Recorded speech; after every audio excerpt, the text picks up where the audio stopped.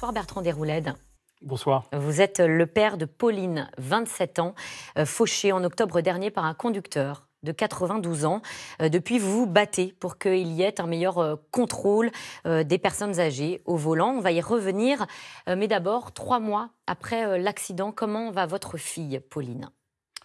Écoutez, vous dire qu'elle va bien, ça serait mentir. Elle est en colère, elle est blessée à vie. Et aujourd'hui, j'ai une pensée particulière pour elle. Elle commence sa rééducation. Donc c'est son premier jour. Un long chemin l'attend encore. Donc elle est sur le chemin, j'espère, de la reconstruction. Dans le Parisien, dans une interview qu'elle leur a accordée ce matin, on lit que c'est une battante. Elle était professeure de tennis, très sportive. Et les chirurgiens saluent ses efforts. Ils l'ont baptisée le petit soldat. Elle ne lâche rien. Oui, vous avez résumé en effet l'état d'esprit de ma fille. Et en fait, c'est une alternance entre une combativité vraiment que je vois, je suis bluffé, et en même temps, bien sûr, beaucoup de douleur, beaucoup de souffrance, encore, il ne faut jamais l'oublier. Et mon impression, c'est qu'il ne faut pas banaliser ça. Voilà. Oui, vous allez nous parler justement des dégâts qui a causé cet accident sur Pauline. Rappelez-nous ce qui s'est passé. Donc, il y a 3 mois, c'était le 27 octobre 2018. Le 27 octobre, c'est un jour épouvantable. Je reçois un appel vers 17h et c'est l'amie de Pauline qui me dit voilà, Pauline est dans un camion de pompiers. Elle vient d'être fauchée dans le 15e arrondissement de Paris, rue de la Convention, et elle a été heurtée par une voiture qui ne s'est pas arrêtée. Et je découvre rapidement que ma fille, sa jambe, n'est plus vascularisée et qu'elle va perdre sa jambe. Voilà ce qui s'est passé. Donc une voiture fonce. Et cette voiture était conduite par un monsieur de 92 ans qui a heurté non seulement ma fille, mais 2 autres personnes. Une personne dont je n'ai pas de nouvelles, j'aimerais bien en avoir une jeune femme, et un jeune homme dont j'ai des nouvelles, qui sort à peine du coma, et auquel j'ai une pensée très très forte pour lui actuellement. Alors, depuis cet accident, votre combat, c'est de demander plus de contrôles médicaux, des seniors au volant. Vous êtes devenue une figure emblématique. Il faut dire que l'accident de votre fille n'est pas un cas isolé. Il y a eu d'autres accidents similaires, d'autres personnes qui sont revenues vers vous pour vous témoigner justement de ce qu'elles ont pu vivre. Oui, j'ai eu beaucoup de témoignages. Alors, je voudrais simplement préciser, mon but n'est pas de stigmatiser les personnes âgées, loin de là. Je ne fais que de le répéter, ça. J'ai beaucoup de respect pour les personnes âgées. Vous l'avez dit, c'est de renforcer un contrôle des aptitudes, je dis bien des aptitudes au pluriel, physiques, cognitives et sensorielles. Au volant, on sait que quand on rentre dans une voiture, c'est une arme, et il faut être courageux avec ces contrôles-là. C'est une problématique dont on vous a parlé. Vous avez entendu parler d'autres accidents qui auraient pu être évités, oui. Similaires ? Oui, bien sûr. J'ai eu beaucoup de témoignages suite à cette pétition sur la plateforme change.org. Alors oui, vous avez lancé une pétition, excusez-moi, je vous coupe, vous pourrez bien expliquer. Vous avez lancé une pétition qui demande justement de renforcer les contrôles. Aujourd'hui, il y a près de 56 000 signatures d'ores et déjà. Exactement. J'espère bien plus après cette émission.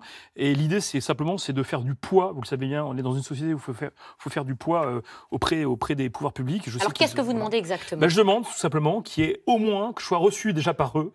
Je n'ai pas été reçu depuis le 27 octobre.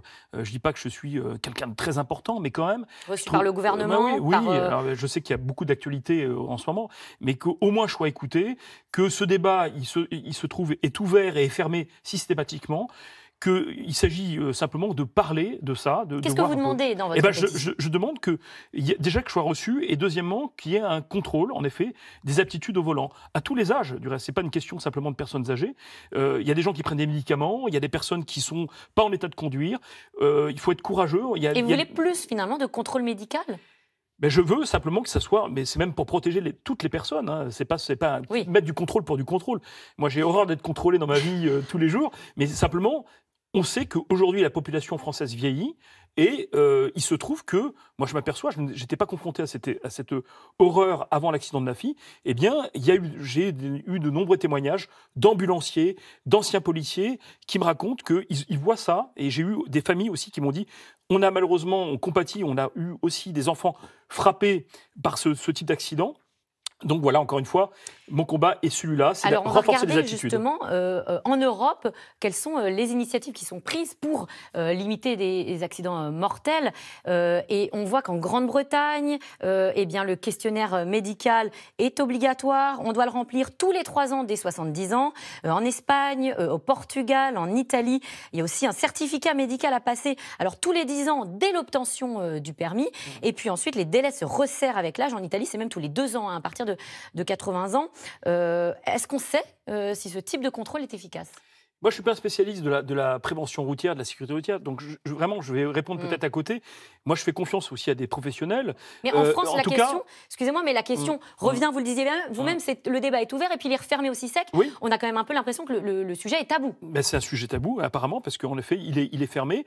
Moi, je pense que je me suis documenté quand même là-dessus, et je trouve que, en effet, il y a des accidents de personnes âgées, malheureusement, qui sont, parce qu'on dit souvent que les jeunes ont plus d'accidents. C'est vrai, mais on compare quoi? Les jeunes conduisent plus que les personnes âgées, premièrement. Il y a moins de personnes âgées sur la route.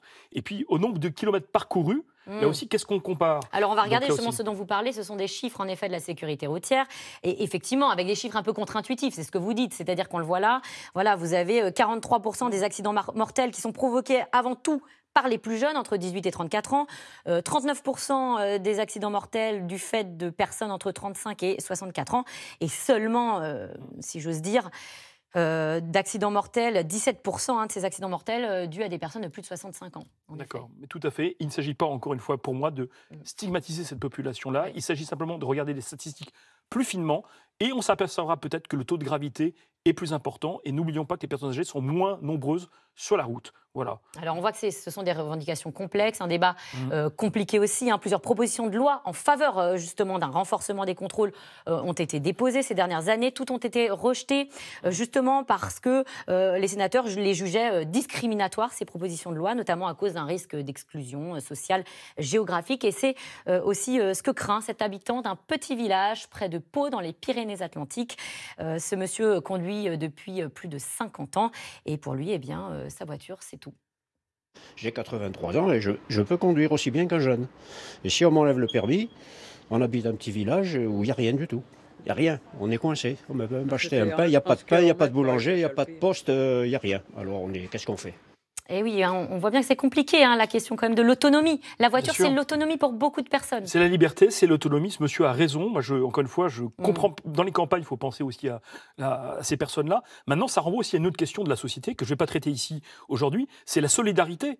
C'est l'aide aussi. Et ça, je trouve qu'on ne peut pas dire on ne fait rien parce qu'il faut laisser la liberté à des personnes, alors qu'il y a vraiment nécessité, pour moi, à contrôler l'attitude. Donc, il y a d'autres questions qui se jouent, des questions de société, des questions de solidarité, encore une fois, d'aide mutuelle, et j'aimerais bien aussi que ça soit abordé aussi, peut-être. Alors, cette question justement d'aide, est-ce que ça ne te pose pas la question aussi de l'entourage, de la responsabilité de l'entourage?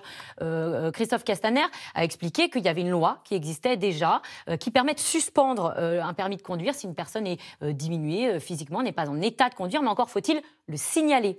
Voilà. Et ça peut être le rôle d'un proche, de la famille, d'un médecin. Qu'est-ce que vous en pensez?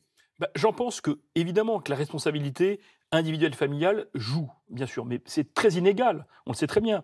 Par exemple, ce monsieur de 92 ans, je n'oublie pas, qui fauche ma fille est amputée de sa jambe gauche, elle n'aura plus jamais le plaisir. Eh bien, qu'est-ce qui s'est passé autour de cette personne-là? On ne sait pas. Est-ce que cette personne a été conseillée? Est-ce que cette personne, on lui a dit il ne faut plus que tu conduises? Et bien voilà, le résultat, c'est que cette personne a conduite, c'est que cette personne a provoqué 3 drames, et je pense qu'il faut vraiment faire quelque chose. Une dernière question, cela fait 3 mois alors que votre fille a eu justement cet accident. Où en est l'enquête? Est-ce que vous espérez un procès?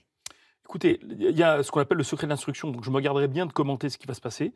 Que évidemment, vous me voyez déterminé, et je pense qu'il y aura, de toute façon, je me suis constitué partie civile, comme on dit, et donc il y aura bien sûr quelque chose qui sera fait. Qu'est-ce que vous attendez de ce procès? J'attends une reconnaissance non seulement du préjudice physique, mais du préjudice moral. Voilà. Merci à vous, merci Bertrand Déroulède. Je rappelle que votre pétition est accessible sur change.org. Le débat est lancé. Tout de suite, Caroline Roux et ses invités répondent à toutes vos questions. Le thème de C'est dans l'air ce soir, retour sur l'acte 13 des Gilets jaunes. Des rassemblements un peu partout en France qui ont à nouveau été marqués par de nombreux incidents. C'est dans l'air, c'est dans un instant.